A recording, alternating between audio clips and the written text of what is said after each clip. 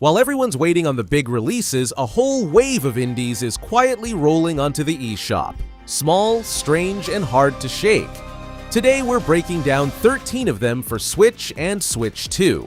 Not all of them drop tomorrow, and some don't even have a date yet, but every single one is worth throwing on your wish list right now.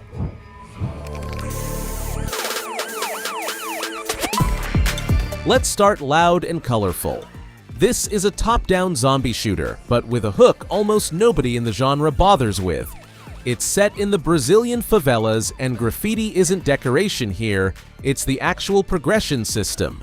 Tag a wall and zombies swarm to the noise. Finish the last wall and a boss crawls out.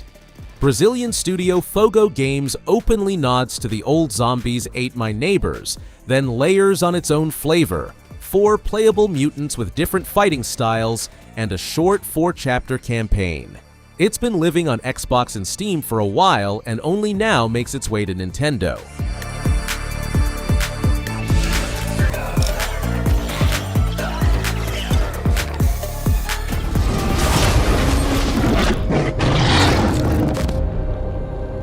Here the timing is more interesting than the game itself. Kong. Survivor Instinct already launched on PC and other consoles back in October 2024, so it doesn't reach Switch as a mystery. It arrives with a full year of reviews behind it, and those reviews are lukewarm at best. It's a 2.5D Metroidvania set in the official Godzilla vs. Kong universe, where you play an ordinary man searching for his daughter in a city that Titans have flattened, and you can nudge the monsters using Monarch tech. Sounds cinematic, and the set pieces where a Titan chases you down are genuinely tense. But critics keep landing on the same complaints.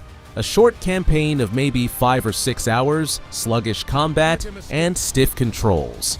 Its OpenCritic average sits around 60, and fewer than half of reviewers recommend it. Do we?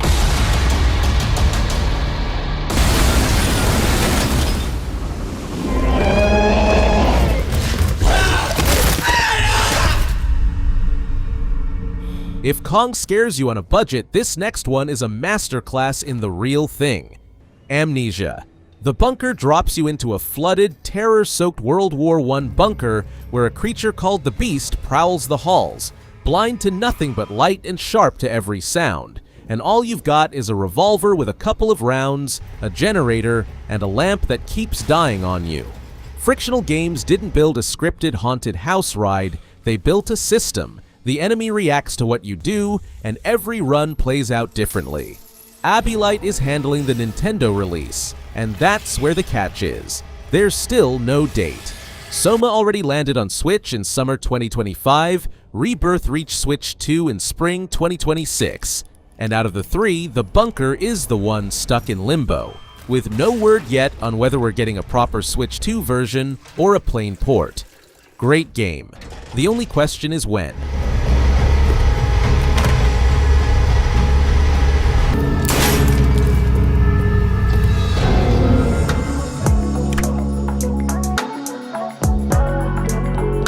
Complete tonal whiplash from the bunker, this one's warm, almost cozy. It's a JRPG one-man built solo over 4 years in RPG Maker, under the name Maz, out of Malaysia. It's set 3,000 years after Earth collapsed under a runaway AI, and you play Akane, a wanderer picking her way through the ruins with a little robot companion called Bot. The turn-based combat is deliberately simple so it never buries you in strategy. The art mixes hand-drawn work with pixel art, and there's a whole layer of quiet everyday stuff. Fixing up your home, taking odd jobs, cooking. What's nice for us is that the Switch version ships with Russian language support, which is rare for something this small. Don't expect scale, the RPG Maker roots do show, but as a heartfelt game for slow evenings, it looks lovely. One caveat, it's coming to the original Switch only, with no confirmed native Switch 2 version.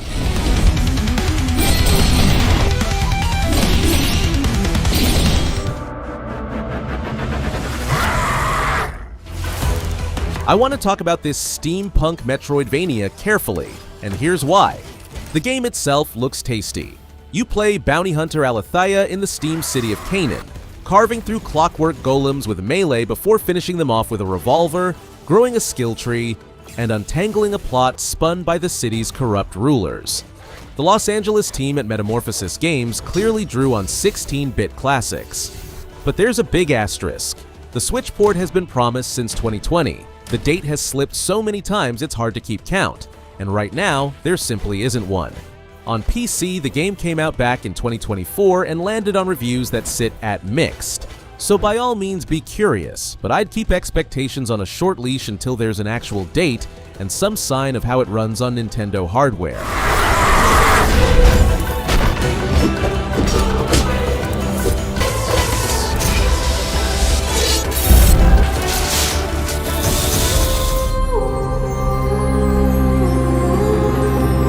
Now here's a game I was cautious about last time, and I'm glad to say the bet its creators made seems to be paying off.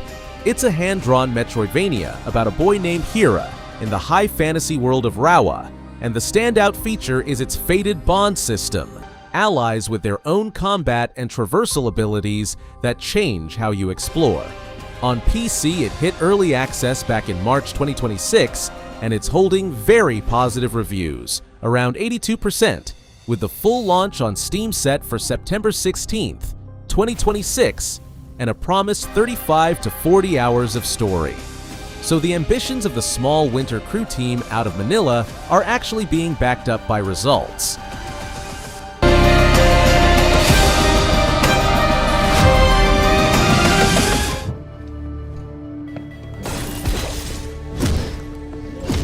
I have to set the record straight up front because this isn't an upcoming game. Mark of the Deep has been on Switch for over a year already. It launched way back on January 24th, 2025. So if someone's selling it to you as something on the horizon, they're wrong. The game itself is solid. Brazilian studio Mad Mimic blends Souls-like and Metroidvania in an isometric view that looks a lot like Hades, and the story follows a pirate nicknamed Rookie across a cursed island in search of his missing crew. The inspirations are obviously Hollow Knight and Death's Door, and reviews were fairly kind. A small but sticky adventure. Just remember, you can buy it right now, there's nothing to wait for. Holy opposition! The time for silent contemplation is over!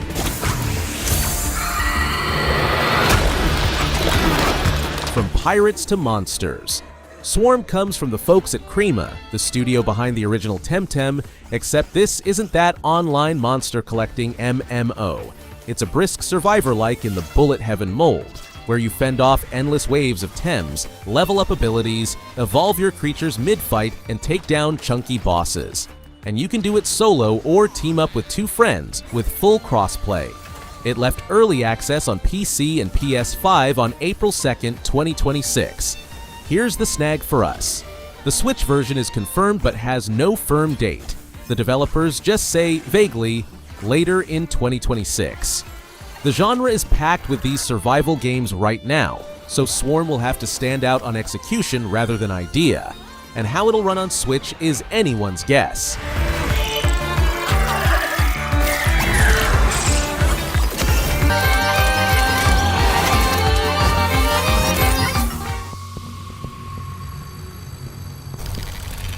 One of the strangest concepts in the whole batch.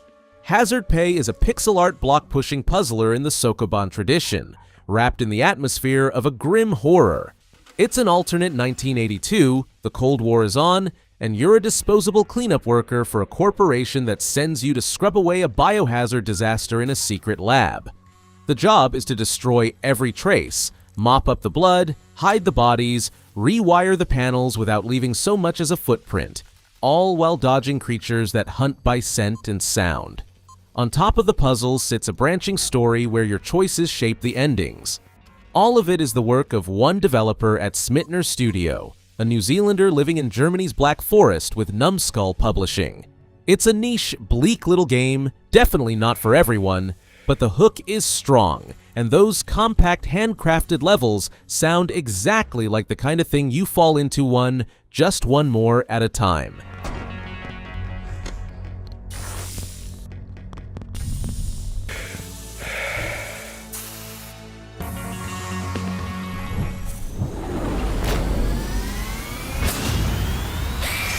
After that lab, something cozier, though it has its own worm in the apple. Silicone Heart strands you on a junkyard planet where the universe dumps its worn-out machines, and it's populated by robots who can't stand humans. You're the only person there, so to survive, you hide behind a mechanical helmet and build a farm out of scrap, growing biomechanical crops that the robots convert into energy, the local currency. Under the cozy shell, the developers tuck away some quiet satire and a story about discarded things and second chances, and you can build the place with up to 3 other people online, sharing a single farm. Garden of Dreams is making it on Kickstarter money, and here's the problem for us. The PC release is aimed at roughly December 1st, 2026, while the console versions are pinned to a very wide window running from late 2026 all the way to mid-2027, with no separate Switch date at all. Plus, crowdfunding always adds a little risk.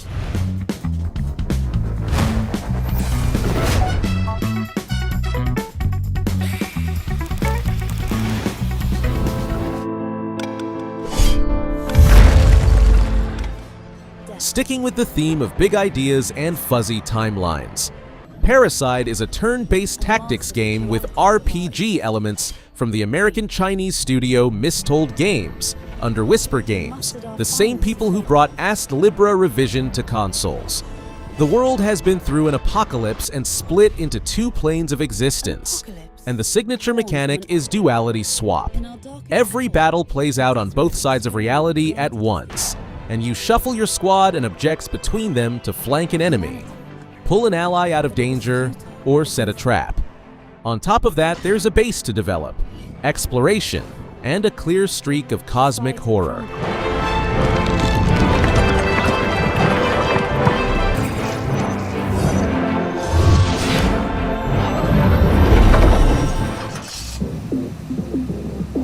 Drive with turbo speed. After all these junkyards and labs, you need a hit of pure childhood joy, and here it is. Pocket Wheels grew out of a fantasy anyone recognizes. As a kid, racing a toy car around the rooms of the house and inventing whole adventures for it. That's exactly what the game offers. You climb into a tiny car and tear through a fully explorable house where every room becomes a themed obstacle course with racetracks, objectives, and hidden loot. You can swing on a grappling hook, spread a set of wings, and glide, collect coins and batteries, and buy new cars. All of it is carried by one person, German developer Florian Wolf, who says his first Atari joystick went flying across the room when he was 3. Okay. Pocket Wheels, tiny ride, or in foosball. Unlock new rooms. Mysterious. Let's close on something genuinely atmospheric. Island of Winds is an adventure set in a fantastical 17th century Iceland, grown entirely out of real Icelandic folklore. You play Brynhildr, a witch and balance keeper who comes home to find her valley abandoned and swallowed by darkness. At its heart are magic, puzzles, and an unusual emphasis on what the developers call empathy encounters. You can meet creatures not just with spells like lightning and knockbacks, but by healing them instead. The landscapes, drawn from black sand beaches, icy trails, and lagoons, look mesmerizing, and it's the work of Reykjavik studio Parody Games with backing from Cyprus-based ES Digital. Höldum skugga í skefjum.